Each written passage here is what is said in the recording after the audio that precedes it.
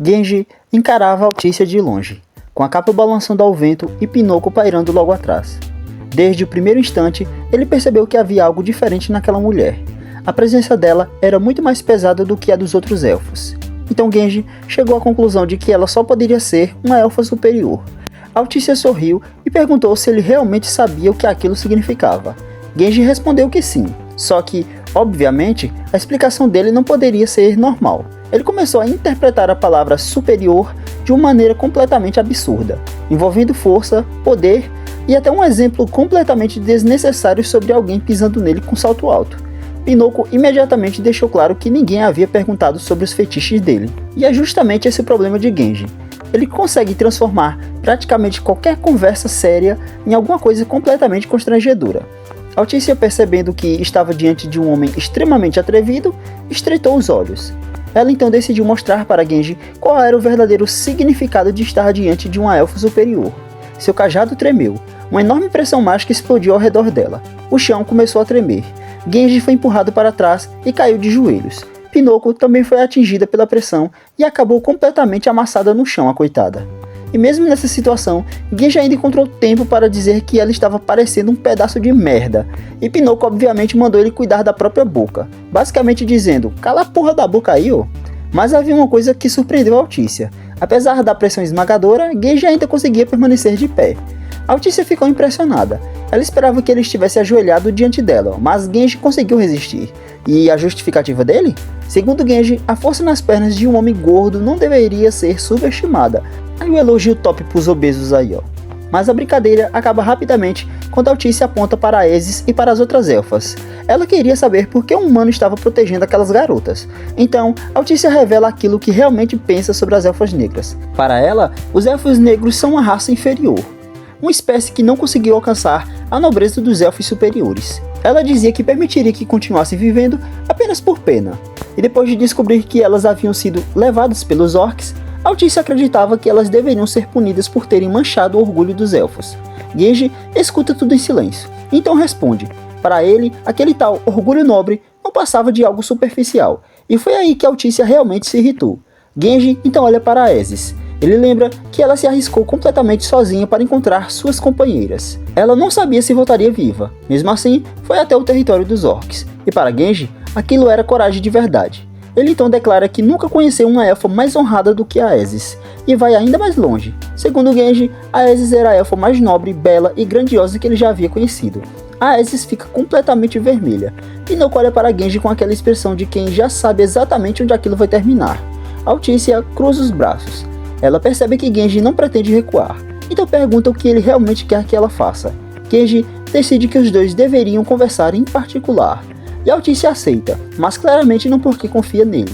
Ela queria apenas dar uma lição naquele humano atrevido. Genji então estende a mão, e uma enorme carruagem branca aparece. Na lateral, há uma inscrição estranha. Pinocchio imediatamente fica desconfiada. E puta merda, olha essa carruagem. Que caralhos não ia ficar desconfiado com uma porra dessa? Porque, conhecendo Genji, uma carruagem dessas provavelmente não significa nada de bom, se é que vocês me entendem o histórico dele.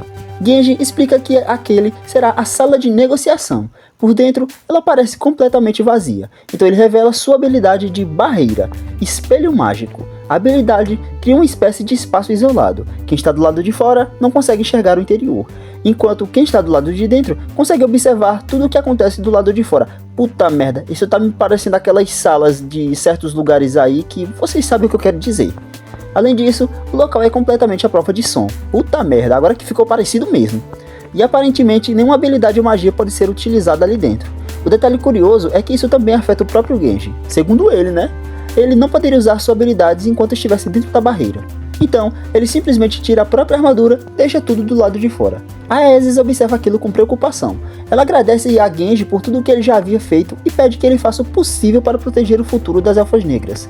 Genji responde que já descobriu a fraqueza de Altícia, e Pinocchio imediatamente quer saber qual é.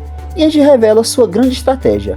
Ele acredita que mulheres de personalidade forte possuem uma determinada fraqueza, só que antes que ele consiga explicar, ele entra na carruagem, e Altícia estava esperando. No instante seguinte, ela avança. Genji é agarrado pelo rosto e levantado do chão. Altícia deixa claro que um humano não deveria se achar superior a ela. Ela também explica que consegue fortalecer o próprio corpo sem depender de magia. Genji percebe imediatamente que nem sequer conseguiu acompanhar o movimento dela.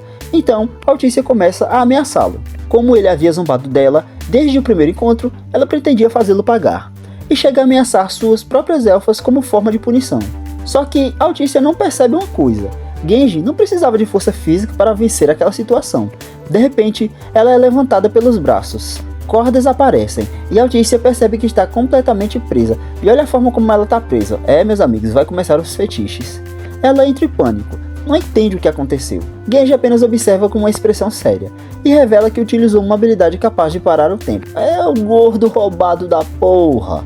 Altícia fica completamente incrédula. Afinal, ela tinha acabado de ouvir que nenhuma habilidade poderia ser usada dentro daquele espaço.